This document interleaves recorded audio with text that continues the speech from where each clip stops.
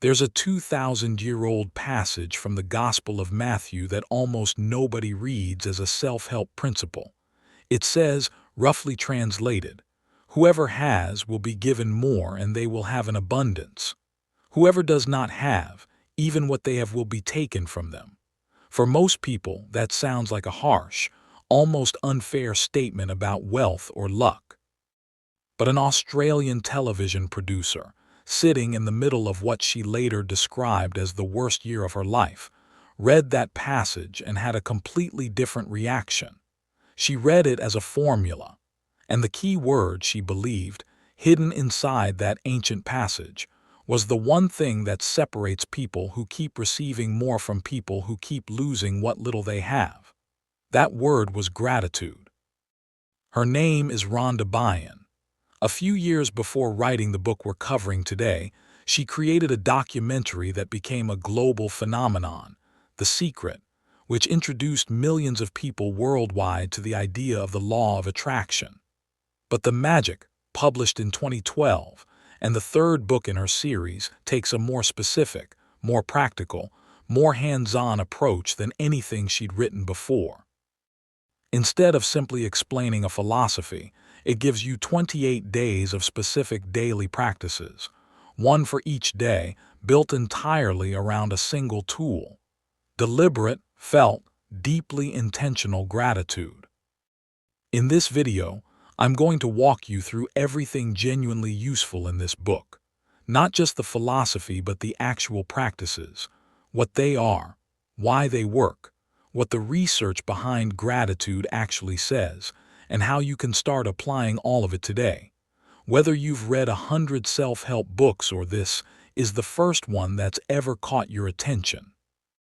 We'll cover the science and psychology behind why gratitude has the effects it does, the foundational daily practices that form the core of the program, how the book applies gratitude specifically to health, money, relationships, and goals, the honest limitations and fair criticisms of this approach, and exactly what to do tonight to start the process. Stick around to the end, because the final section includes a complete, practical starting point you can use within the next hour. Let's start with the most important question. Why gratitude? What is it about deliberately feeling and expressing gratitude that could possibly have a meaningful impact on the actual, practical outcomes of someone's life? Because this is where a lot of people get stuck. The idea sounds pleasant but vague, a bit like being told to think positive, which for most people is genuinely unhelpful advice that doesn't translate into anything concrete. The book's philosophical framework draws on the law of attraction, the idea that what you consistently think about, feel, and focus on tends to attract more of the same into your experience. But you don't actually need to accept any metaphysical or spiritual interpretation of this idea to find the core practices genuinely valuable. Because there's a parallel body of completely mainstream psychological research that arrives at remarkably similar conclusions through an entirely different door.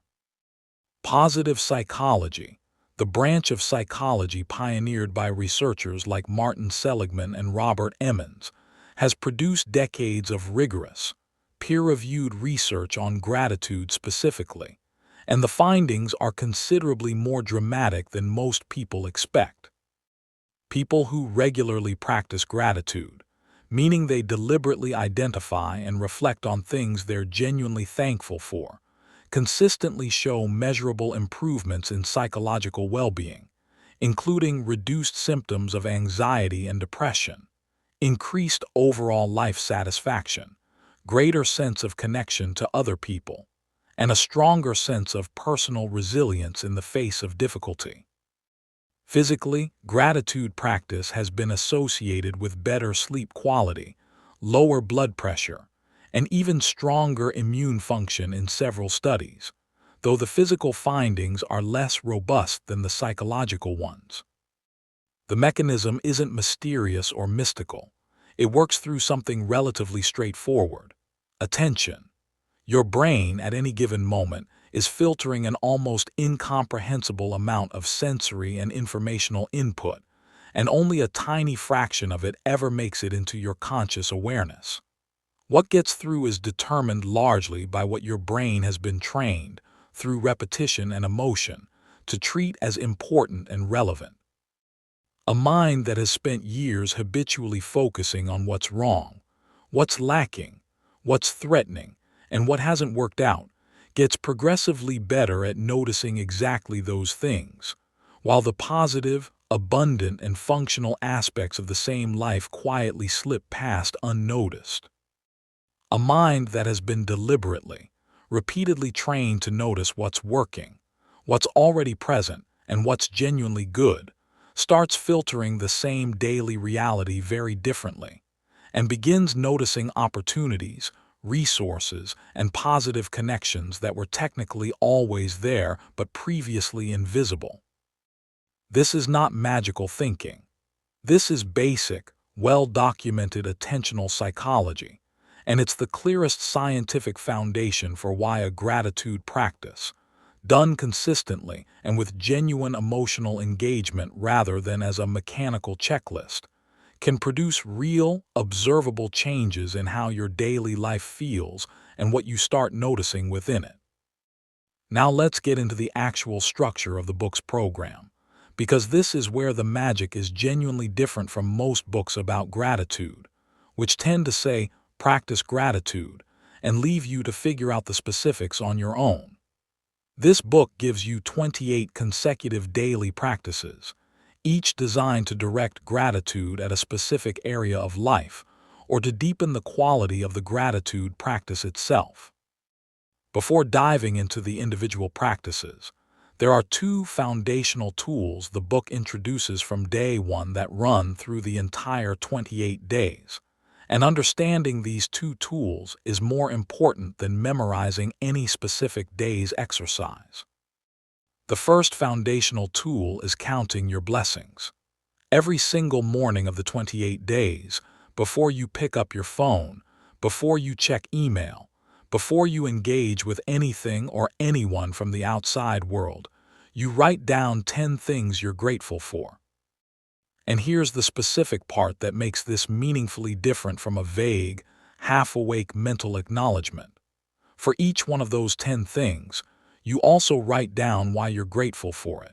And then you actually say the words thank you 3 times, not mechanically like a checkbox, but with a real, deliberate attempt to genuinely feel the gratitude rather than just intellectually acknowledge it. Why does the why matter? Because vague gratitude produces vague results. I'm grateful for my health is technically a gratitude statement, but it's so broad that it doesn't create much emotional resonance. I'm grateful for my health because I woke up this morning and my legs carried me to the kitchen without pain, which is something I've never truly appreciated until I think about what it would be like not to have that, is a completely different experience. The specificity forces you into genuine reflection rather than surface-level performance, and it's the genuine feeling that does the real psychological and attentional work. The book repeatedly emphasizes this point. Gratitude without feeling is just words. The entire power of this practice lies not in the act of writing or saying thank you, but in the quality of the actual feeling you generate while doing it.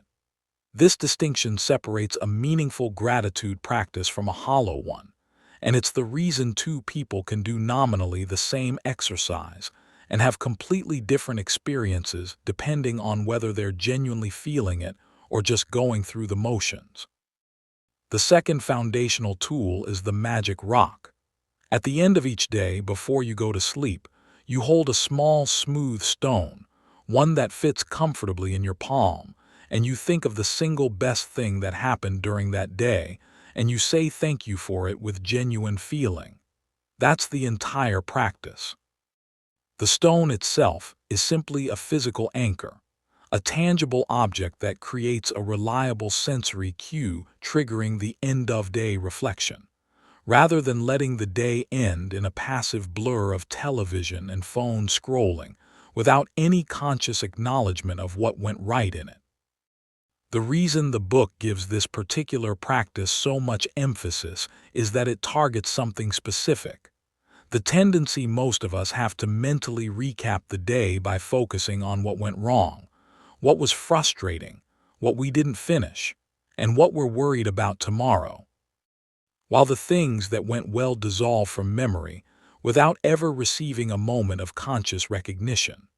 The magic rock practice interrupts that default pattern at the most influential moment, the last few minutes of wakefulness, when whatever your mind dwells on tends to set the emotional and attentional tone for sleep, and to some degree, for how you wake up the next morning. Now let's walk through the 4 major areas of life the book's 28 practices specifically address. Because the program isn't simply a generic gratitude journal, it deliberately steers your gratitude toward domains where most people carry the most unconscious complaint, resentment, or unacknowledged lack.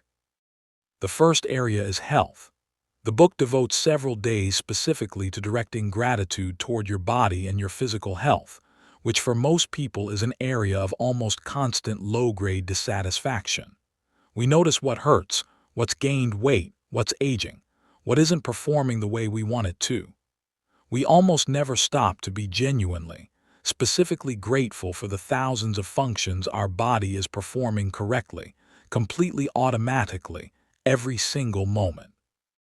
The practice for health involves writing the words, "The gift of health is keeping me alive," somewhere visible, and then spending real time being grateful for specific physical gifts you normally take entirely for granted. The fact that your heart has beaten continuously without you ever having to consciously instruct it.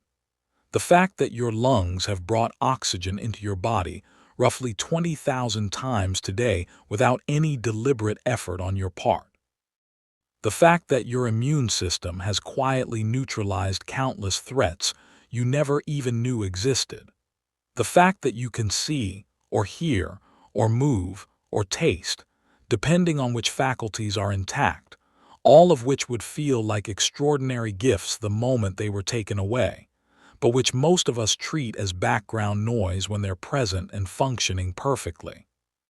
The book argues, and the research generally supports, that people who deliberately cultivate gratitude for their existing health tend to take better care of their bodies.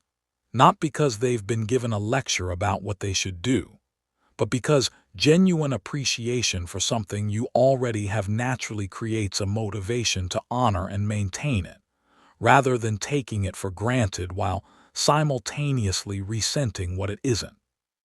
The second major area is money and financial abundance. This is the area where the book's approach is most likely to feel either profoundly liberating or slightly uncomfortable, depending on your relationship with the idea of the law of attraction. The core practice here is deliberately cultivating gratitude for money you already have, even if that amount feels small or inadequate, rather than focusing exclusively on what you lack or what you wish you had more of. The specific practice involves paying bills with genuine gratitude, which for most people is so contrary to their automatic emotional response to bill paying that it almost sounds like a joke. But the reasoning behind it is actually fairly sensible even without any metaphysical framework. When you pay a bill, you're paying for something you already received, whether that's electricity, internet, housing, medical care, or food. You already have the benefit. The bill is the final step of an exchange that already happened in your favor. Cultivating genuine gratitude for the services and goods that bill represents, rather than feeling a spike of resentment and depletion every time you pay it, doesn't change the dollar amount leaving your account. What it does change is your entire relationship with money, from a resource that's perpetually being drained and threatened to a resource that's constantly flowing through your life and enabling real things you actually value. The book also suggests keeping a magic money list, a simple running inventory of every financial benefit you receive, large and small. An unexpected coupon, a parking spot you didn't have to pay for, a friend picking up the check at lunch, a rebate in the mail, a sale on something you needed. The practice of noticing and recording small financial gains shifts your attentional filter, similar to the new car effect we discussed in other contexts, so that you start noticing abundance where you previously only noticed scarcity. The third major area is relationships, and this is where many people find the most immediate, tangible results from this practice, because the effects of expressing genuine gratitude toward the people in your life tend to produce visible, almost instantaneous responses in those people, making this the area where the feedback loop is shortest and most satisfying. The book's relationship practice involves choosing 3 people who are important to you, holding a photograph of each one, and deliberately identifying 5 specific things you're genuinely grateful for about that person, then saying thank you for each one with real feeling. The specificity is crucial here too. I'm grateful for my friend is vague. I'm grateful for my friend because 3 years ago, when I was going through the hardest week of my professional life, she called me every single day just to check in, and she never once tried to fix it or minimize it. She just made sure I knew I wasn't alone, is a completely different quality of gratitude that actually produces a genuine emotional response. What the book observes, and what the psychological research broadly confirms, is that consistently directing genuine, specific gratitude toward the people in your life changes how you actually experience those relationships. Not because the people themselves necessarily change immediately, but because your focus changes. When you've spent 5 minutes being specifically, genuinely grateful for what someone brings to your life, you walk into your next interaction with them carrying a completely different internal state than if you walked in mentally cataloging their flaws and frustrations. And the people around you can feel that difference, often without being able to name exactly what's different, and they tend to respond to genuine appreciation in kind.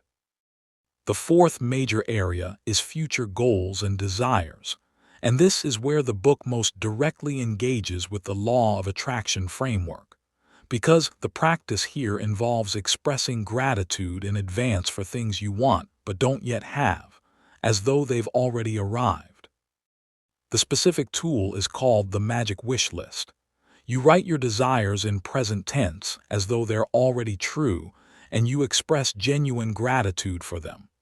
Not, I wish I could travel more, but thank you for the incredible journey to Japan I just returned from, written and felt as vividly and specifically as you can manage. The book's argument for why this works, within its own framework, is that gratitude for a desired outcome creates the same attentional and emotional state as actually having it, which then pulls relevant opportunities and resources into your awareness through the mechanism we discussed earlier. Within a strictly psychological framework, a more modest but still meaningful version of this argument holds.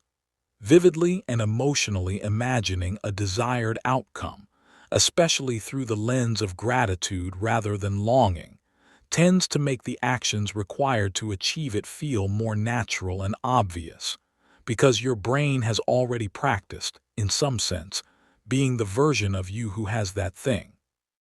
The honest caveat here, and it's one worth naming clearly rather than glossing over, is that gratitude in advance for a desired outcome is not a substitute for taking real action toward it. The book is far more careful about this than its critics often give it credit for, consistently pairing the gratitude practices with implicit and explicit expectations of real-world effort. But it's still worth saying plainly, feeling deeply grateful for a dream job doesn't replace applying for it, preparing for interviews, and building the skills it requires.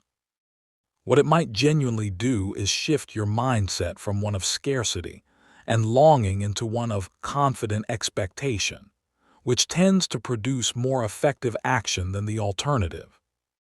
Let's talk now about what separates a gratitude practice that actually changes something from one that feels nice in the moment, but fades without leaving any lasting mark. Because a lot of people have tried gratitude journaling at some point, kept it up for a few days or a week, felt pleasant about it, and then quietly stopped without noticing any dramatic shift in their circumstances or their internal state. And if that's been your experience, it's worth understanding why that tends to happen, and what specifically makes the difference between a practice that compounds into something real and one that evaporates. The first difference is consistency versus intensity. A few days of enthusiastic gratitude journaling, followed by a 2-week gap, followed by another enthusiastic burst, doesn't produce the same result as 28 consecutive days of even modestly sincere practice. The reason is the same compounding logic that underlies any habit formation.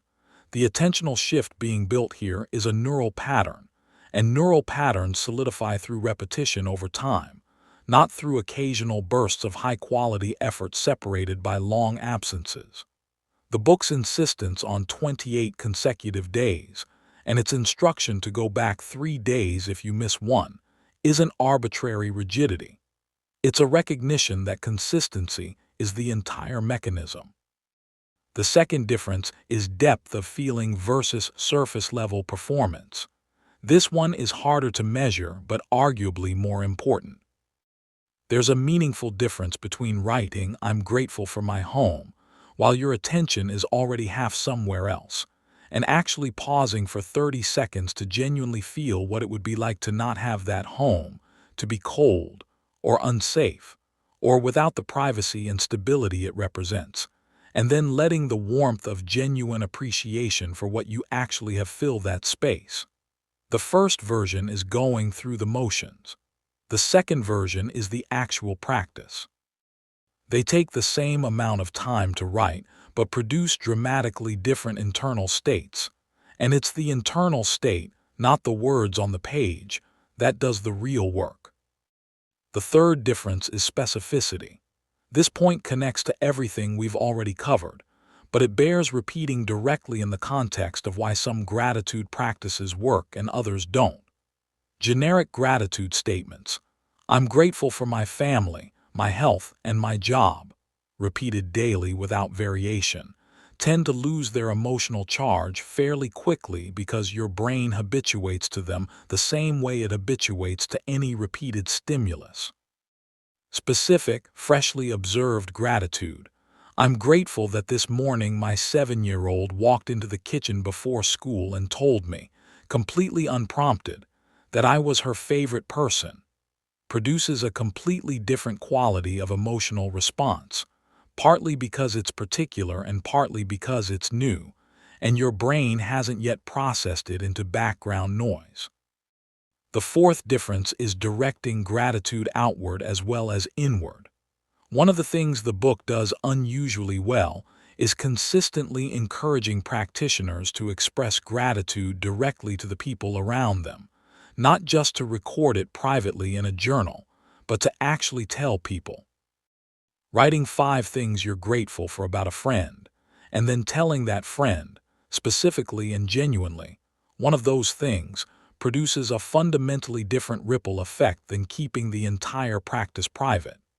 It strengthens relationships in immediately visible ways, which creates its own positive feedback loop that tends to motivate continued practice far better than the more abstract, private version ever does on its own.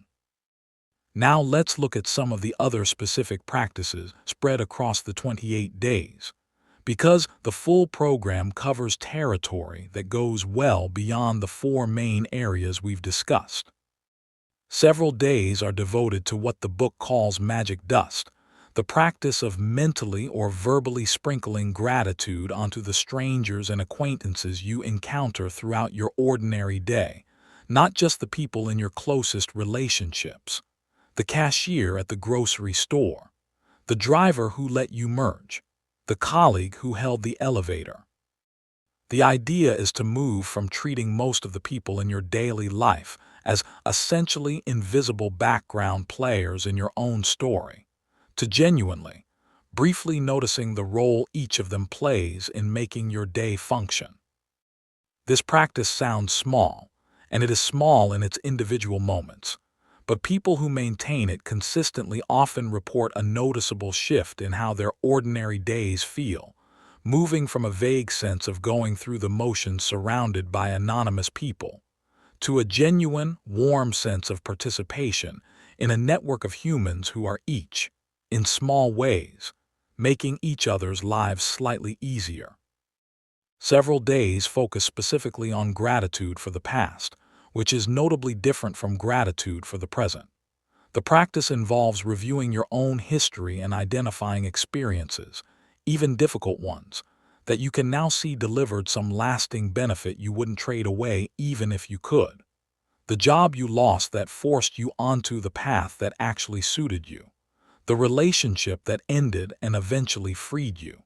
The failure that taught you the exact lesson you needed. This isn't about forcing false positivity onto genuinely terrible experiences, and the book is careful to distinguish between finding genuine meaning in retrospect and pretending that painful things were secretly fine.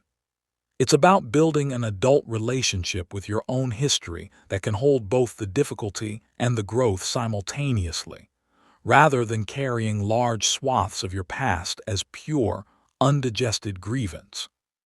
Several other days address what might be called gratitude as a problem-solving tool, one of the more counterintuitive ideas in the entire book.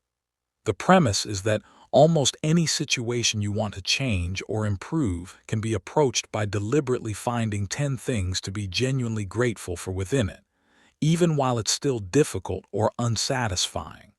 If you're unhappy with your job, you find 10 things about it that are genuinely working. If you're struggling with your finances, you find 10 things about your current financial situation that you actually appreciate. This practice doesn't change the external situation, but it does something specific to your internal state in relation to it. It interrupts the loop of pure complaint and resistance that tends to keep people stuck, and opens a small but genuine crack of appreciation that, according to both the book's framework and the research on psychological flexibility, tends to make creative solutions far more visible and accessible than a state of pure frustration and negativity ever does. One of the book's most practically interesting observations is about the relationship between gratitude and complaint, which turn out to be almost perfectly mutually exclusive states to be in simultaneously. When you are genuinely feeling gratitude for something, you are by definition not simultaneously resenting it. And when you're genuinely in a state of complaint, you are by definition not simultaneously feeling appreciation. This sounds obvious, but the practical implication is significant. Complaint isn't just an emotional venting mechanism that exists independently of your state of mind. It's actually a habit that occupies the exact attentional and emotional space that appreciation could be filling instead. The book suggests a simple practice of noticing every time you're about to complain, aloud or internally, and replacing the complaint with a genuine question. What about this situation could I actually be grateful for? Not as a denial of the difficulty, but as a deliberate choice about where to direct your attention in the moment you have it. Now let's address the science more directly, because this is where a fair, honest treatment of the book requires separating what's robustly supported from what's more speculative. And understanding both clearly makes it easier to get real value from this material, without being either uncritically credulous or unnecessarily dismissive. The psychological case for gratitude practice is, by this point, one of the most replicated findings in positive psychology. The original landmark studies by Robert Emmons and Michael McCullough in the early 2000s compared 3 groups of people over several weeks. One group wrote weekly about things they were grateful for, a second group wrote about daily hassles, and a third wrote about neutral events. The gratitude group showed measurably higher levels of positive affect, more optimism about the upcoming week, fewer physical complaints, and even spent more time exercising, without being instructed to. Since then, dozens of follow-up studies across different populations, age groups, and cultures have broadly replicated the finding that regular, deliberate gratitude practice produces measurable improvements in psychological well-being. This part of the book's foundation is genuinely solid. Where the book moves onto less settled ground is in its metaphysical claims about the law of attraction, the idea that gratitude literally and mechanically causes the universe to deliver corresponding material abundance. This is a philosophical and spiritual claim, not an empirical one, and it's treated very differently across different readers' frameworks. People who already hold a spiritual worldview often find the law of attraction framing deeply resonant and helpful. People who approach life from a more empirical, skeptical starting point often find it the most alienating part of an otherwise genuinely useful book. The honest position is probably this: the practical gratitude exercises in the magic produce real, measurable benefits that don't actually require you to believe in the law of attraction to experience. The attentional shift, the improved relationships from expressing genuine appreciation to real people, the improved sleep from ending each day with a positive focus, the reduced anxiety that comes with consistently noticing what's working rather than exclusively cataloging what isn't. All of these things work through well-understood psychological mechanisms, regardless of whether you believe the universe is a conscious entity that literally delivers in proportion to your gratitude. You don't have to buy the entire philosophical package to benefit significantly from the daily practices themselves. With that said, there's also a reasonable counterargument from the other direction.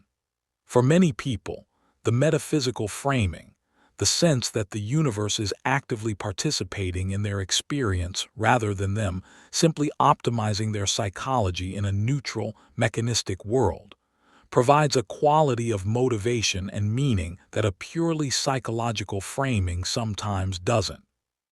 If believing that gratitude is a genuine conversation with a responsive universe makes someone more consistent in their practice, and that consistency produces real results through the ordinary psychological mechanisms, the metaphysical framing has done practical work, even if its literal truth claims are unprovable.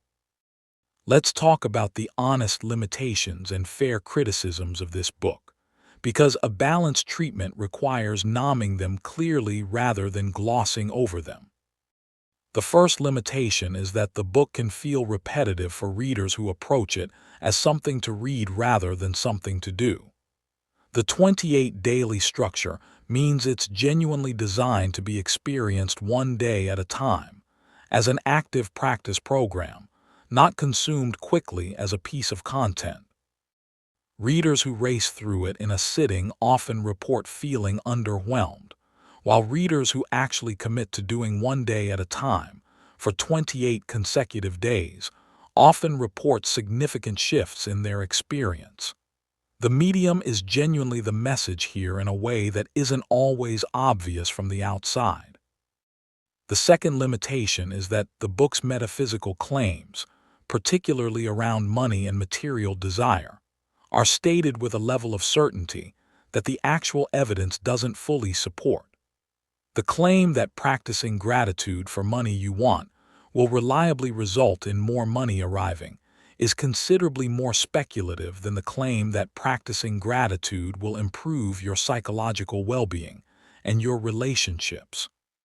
Holding these two types of claims to different standards of credibility, rather than accepting or rejecting the book wholesale based on your reaction to the more speculative ones, is probably the most sophisticated and useful way to engage with it. The third limitation is that the book doesn't spend much time addressing situations of genuine hardship, trauma, or serious loss, where a gratitude practice might feel not just difficult but actively insulting to the real weight of what someone is carrying. The practice of finding gratitude in genuinely terrible circumstances is something contemplative traditions from Stoicism to Buddhism have engaged with carefully and honestly, usually with a lot more nuance about what this does and doesn't mean than a 28-day pop psychology program naturally contains. If you're in genuine crisis, this book is probably not the right primary tool, and treating it as such could actually be counterproductive. The fourth limitation, related to the previous one, is that the book's treatment of why bad things happen, rooted in the law of attraction, implies that people are, at some level, responsible for their own suffering through insufficient gratitude or wrong thinking, which is a claim that requires a great deal of careful unpacking before it's applied to actual human situations involving illness, grief, poverty, or trauma that has nothing to do with the victim's mental habits. This is arguably the most ethically significant criticism of the law of attraction framework broadly, and it's worth nomming explicitly rather than hopping. Readers will navigate it well on their own. Let's run through a few frequently asked questions about this book and this practice before we move toward the final section. Question 1. Do I have to believe in the law of attraction for this to work? As we've discussed, the answer is genuinely no, at least for the most robustly supported outcomes. The psychological benefits of regular gratitude practice, improved mood, better sleep, stronger relationships, greater resilience, work through well-understood mechanisms that don't require any metaphysical beliefs. The law of attraction framework adds a layer of meaning and motivation for some people, but it's not a prerequisite for experiencing real benefits from the daily practices themselves. Question 2. What if I start the 28 days and miss a day? The book says to go back 3 days and continue from there. This might feel frustrating if it happens, but the reasoning is sound. The program is designed to build momentum and neural patterning through consistency, and a gap genuinely does break that momentum to some degree. If the 3 days back rule feels too discouraging and is stopping you from continuing at all, a more pragmatic approach is to simply continue from where you are, noting the missed day honestly, and committing to finishing the remaining days without skipping again. Question 3. After the 28 days, then what? The book suggests a maintenance practice called Remember the Magic, where each evening you write down the blessings of the day that just passed. This is essentially a simplified version of the core practice that can be maintained indefinitely, long after the formal 28-day program ends, as an ongoing daily habit rather than a one-time program. Question 4. Can children do this practice? Absolutely, and the book suggests several family-adapted versions of the core practices. Many parents who have done this program report that involving their children in a simple version of the morning blessing count or the evening magic rock practice tends to be both effective and genuinely pleasant as a shared family ritual. Question 5. Is this compatible with other spiritual or religious traditions? The book draws loosely on wisdom from multiple traditions, and its core focus on gratitude is something virtually every major spiritual and philosophical tradition in human history has emphasized in some form. Most people who already have an established spiritual practice find the gratitude exercises compatible with and even complementary to what they're already doing, though the specific law of attraction framing may or may not fit comfortably depending on the tradition. Now let's bring this all together with a concrete, complete example of what a single day of this practice actually looks like in real life. Not in the polished, ideal version, but in the realistic, imperfect version most people actually experience. Imagine someone waking up on a Wednesday morning feeling, as most people do most mornings, somewhere between fine and vaguely unenthused about the day ahead. Instead of picking up the phone, they take 5 minutes before getting out of bed to write 10 blessings, with reasons and genuine feeling in a small notebook kept on the nightstand. Some are small: the warm blanket, the fact that their alarm worked, the decent sleep they actually got. Some are larger: a specific friend, their job's income stability, their working body. They say thank you 3 times after each one, pausing for a genuine moment to actually feel it rather than just saying the words quickly. The whole thing takes about 5 minutes. Throughout the day, they notice the habit of complaint several times, and each time they try the replacement practice. The frustrating email becomes, "I'm grateful I have a job that involves communication." The traffic becomes, "I'm grateful my car is reliable." The difficult conversation becomes, "I'm grateful I have a relationship honest enough that difficult conversations can happen in it." Not every replacement lands genuinely, but a few of them do, and the ones that do noticeably shift the emotional tone of the subsequent 5 or 10 minutes in a way that's small but real. In the evening, before turning off the light, they pick up the smooth stone from their nightstand, hold it for 30 seconds, and think of the one thing from the day they're most genuinely glad happened. A conversation with a friend that went better than expected, the meal that actually turned out well, the moment their child laughed at something they said. They say thank you for it, put the stone down, and go to sleep. This practice, done with genuine, if imperfect, feeling and attention, day after day for 28 days, is what the book is actually offering. Not a dramatic, overnight transformation, but a sustained, deliberate recalibration of attention, one small act of genuine appreciation at a time, until, somewhere around week 3 or 4, the world that felt like it was mostly working against you starts feeling, not perfect, but genuinely stocked with things worth noticing and being glad for. Let's do a full recap before we move to the close of this video. First, the core mechanism.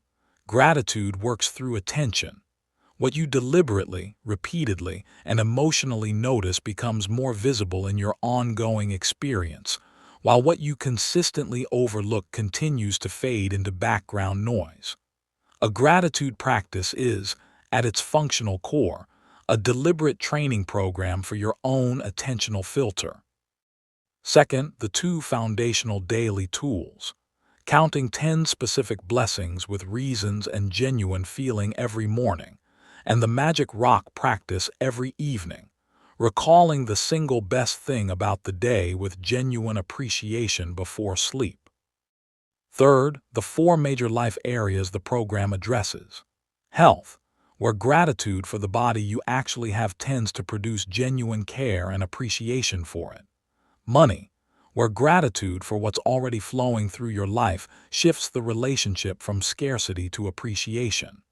Relationships, where expressing specific, genuine appreciation to real people produces immediate, visible positive effects in those relationships. And future goals, where gratitude in advance, paired with real action, tends to produce a confident, expectant orientation toward what you want rather than a longing, scarcity-based one. Fourth, what makes the practice actually work? Consistency over intensity, genuine felt emotion over surface-level performance, specificity over vague generality, and expressing gratitude outward to real people rather than keeping the entire practice purely private. Fifth, the fair, honest assessment. The psychological evidence behind regular gratitude practice is robust and well replicated, while the metaphysical claims about the law of attraction are speculative and unverifiable. And treating these 2 categories differently, rather than accepting or rejecting the book wholesale, is the most useful approach. And finally, the one thing to remember above everything else: gratitude is not a mood you wait to feel before practicing it. It's a practice you engage in deliberately that gradually produces the mood as a result. The feeling follows the practice, not the other way around, which means the only barrier to starting is the decision to begin, right now, with whatever is genuinely in front of you to appreciate. Before we close, let me talk about something that doesn't get enough attention in most conversations about gratitude: the cumulative, invisible cost of its opposite. Not dramatic negativity or active bitterness, which most people would recognize and name, but the ordinary, ambient kind of ungratefulness that most of us carry so habitually we've stopped noticing it entirely. The ungratefulness of drinking a cup of coffee without ever once noticing how extraordinary it is to have warm, immediate, reliable access to something that tastes exactly like you wanted it to. The ungratefulness of sleeping in a bed without ever pausing to feel how fortunate that is. The ungratefulness of having a conversation with someone who loves you without ever fully registering, even for a moment, what it means to be loved at all. None of these moments of ungratefulness are catastrophic. But the compound effect of years of them is a life lived largely from the inside of a kind of experiential fog, where the extraordinary has become so completely ordinary that it's essentially invisible, and the gap between what you have and what you fully appreciate tends to widen year by year without anyone ever making a conscious decision that this is what they wanted. The magic of this book's title isn't a promise of dramatic supernatural events. It's a description of what happens to a life that has genuinely learned to appreciate what it already contains. The coffee becomes a small, private ceremony. The conversation becomes something you're genuinely present for. The ordinary day becomes stocked with real moments of actual beauty that were always there, in every previous version of your life, quietly waiting to be noticed.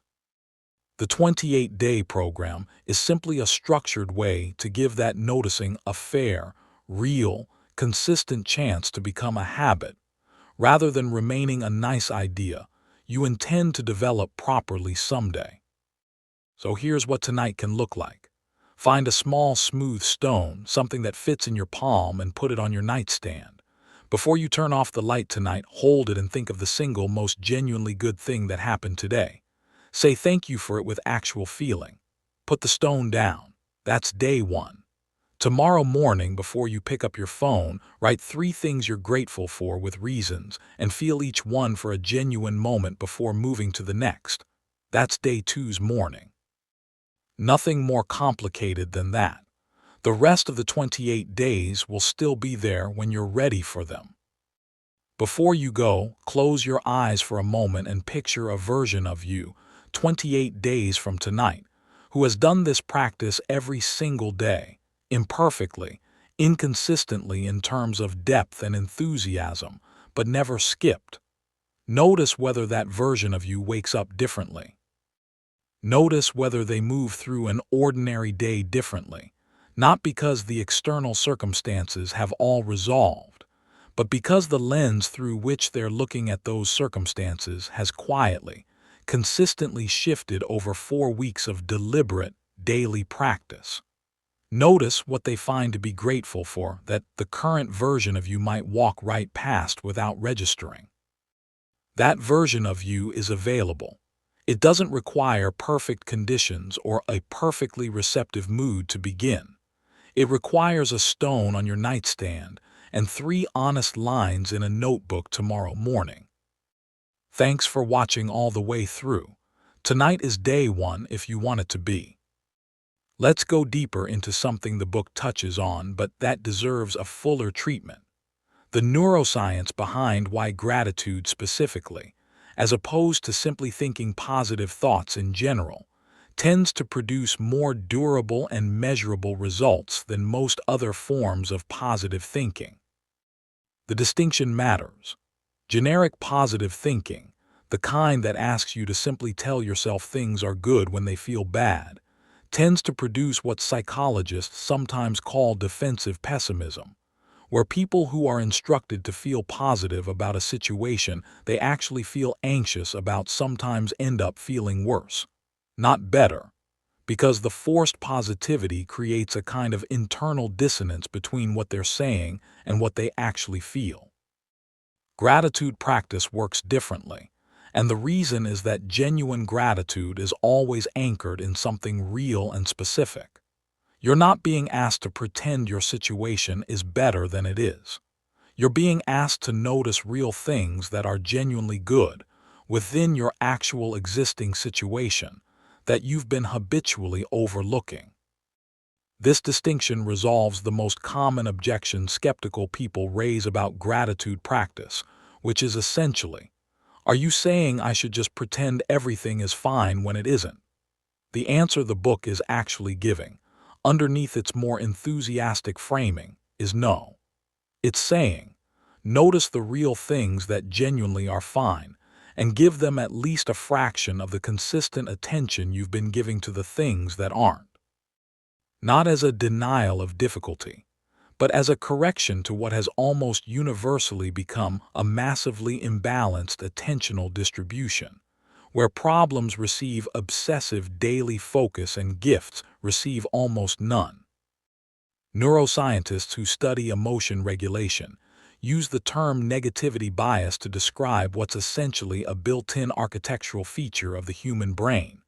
Our neural systems are wired, for evolutionary survival reasons, to respond to negative information more strongly, process it more deeply, and retain it more durably than equivalent positive information. The fear response is faster than the joy response. We remember insults longer than compliments. We dwell on failures more than successes. We worry about potential threats more persistently than we savor potential rewards. This isn't a character flaw or a personal weakness. It's a fundamental feature of how human brains evolved, optimized for detecting and responding to danger rather than pausing to appreciate abundance. Gratitude practice is, in a very real neurological sense, a deliberate counterweight to this built-in bias. Every time you pause to genuinely notice and feel appreciation for something good, you're creating a small neural event that, repeated consistently, gradually builds new pathways in your brain's pattern recognition system, training it to surface positive information that it previously had no instruction to prioritize. Brain imaging research has shown that people who maintain regular gratitude practices show measurably different patterns of activation in the brain regions associated with social bonding, reward processing, and positive emotion than people who don't. And these differences appear to be genuinely structural over time, not just momentary fluctuations in mood. Rick Hansen, a neuropsychologist who has written extensively on this topic in a framework he calls Taking in the Good, makes the point in a way that connects naturally to everything the magic is proposing. He describes the brain as Velcro for negative experiences and Teflon for positive ones, meaning negative experiences tend to stick and become part of our baseline emotional wiring, while positive experiences tend to slide off without leaving any lasting neural trace, unless we deliberately, consciously hold them in attention long enough for the experience to actually be encoded into long-term memory. Gratitude practice, done with the specificity and genuine emotional engagement the book insists on, is essentially a systematic program for turning more of your positive daily experiences from Teflon into Velcro, catching them in conscious attention long enough that they actually leave a mark instead of evaporating immediately. This also helps explain something a lot of people notice in the third and fourth week of a consistent gratitude practice.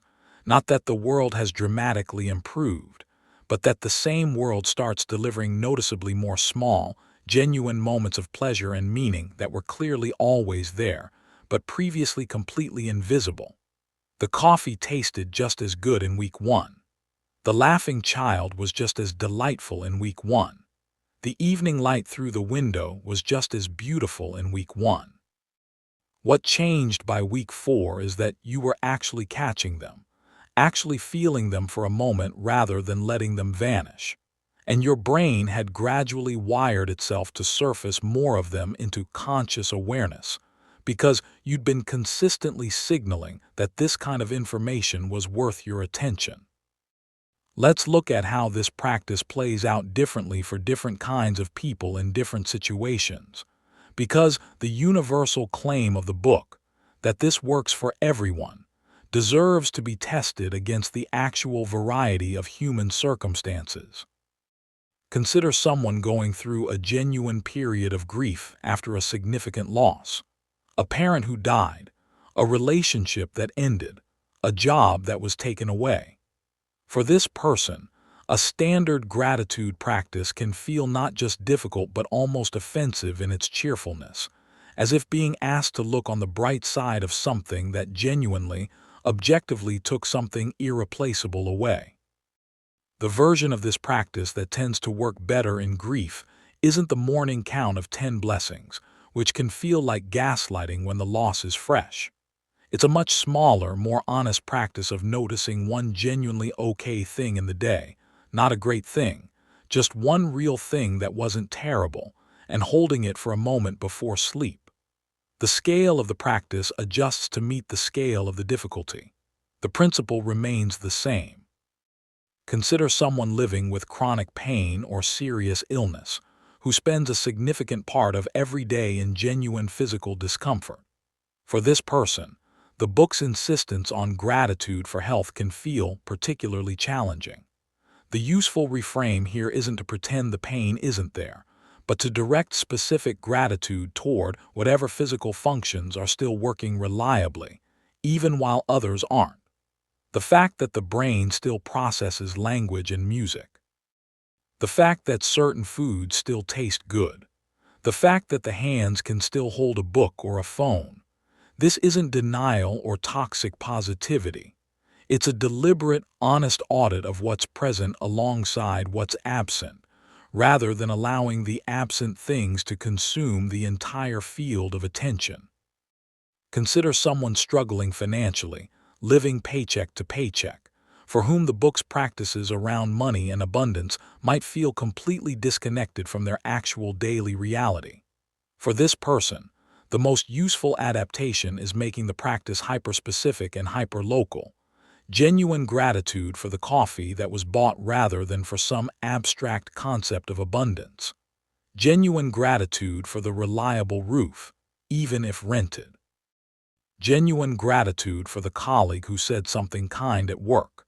None of these reframes change the material reality, but they consistently interrupt the loop of financial anxiety, even briefly, in ways that tend to preserve mental resources and creative problem-solving capacity better than a purely anxious, scarcity-focused mental state ever does.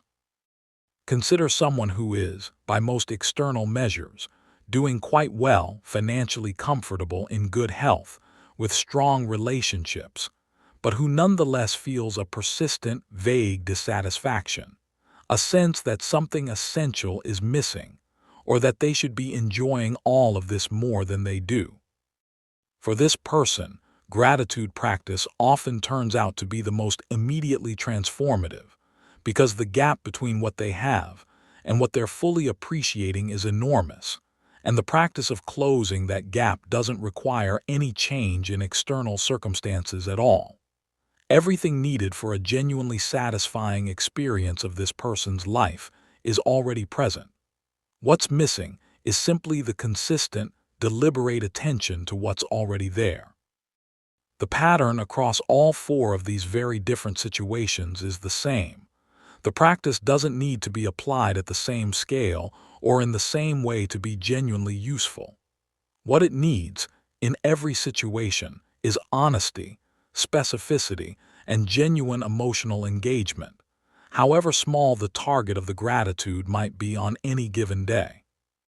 Let's address a few more practical questions that people commonly have when they actually try to start this practice. What time of day should I do the morning count of blessings? As early as possible before your attention is claimed by external inputs, ideally before you pick up your phone at all. The first 15 minutes after waking are neurologically the most receptive for this kind of deliberate attention setting, and starting the day by immediately outsourcing your attention to your phone or news feed essentially preempts the window where the morning practice has the most leverage. What if some mornings I genuinely can't think of 10 things? This is more common than people like to admit, especially early in the practice, and it's actually useful information rather than a sign of failure. When you can't find 10 things, start smaller. Your breath, the fact that you woke up, the texture of whatever surface you're sitting on. Go as small and immediate as necessary until something genuine surfaces. The practice of finding gratitude in genuinely small things, rather than waiting for the big, obvious ones, is often where the most durable shifts in attentional habit occur. What if I'm consistent for 2 weeks and then have a genuinely terrible few days and the practice completely collapses?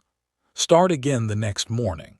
Not from day one necessarily, just from the next morning. The practice doesn't require a perfect, unbroken streak to be valuable.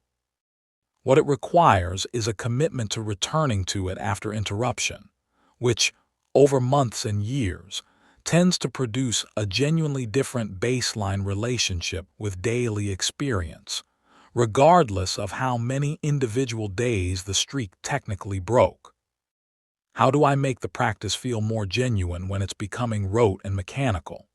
This is the habituation problem, the same thing that makes any repeated stimulus gradually lose its emotional charge, and the solution the book suggests is specificity and novelty. Rather than gratitude for the same 10 categories every morning, deliberately look for something genuinely new in each day's practice, something from the previous 24 hours that you hadn't noticed or appreciated before. The freshness of the specific observation tends to restore the emotional quality of the gratitude in a way that repeating the same familiar items simply cannot. Before we move into the final section, let's sit for a moment with a broader reflection about what this entire framework is really asking of us, because I think it's worth nomming directly.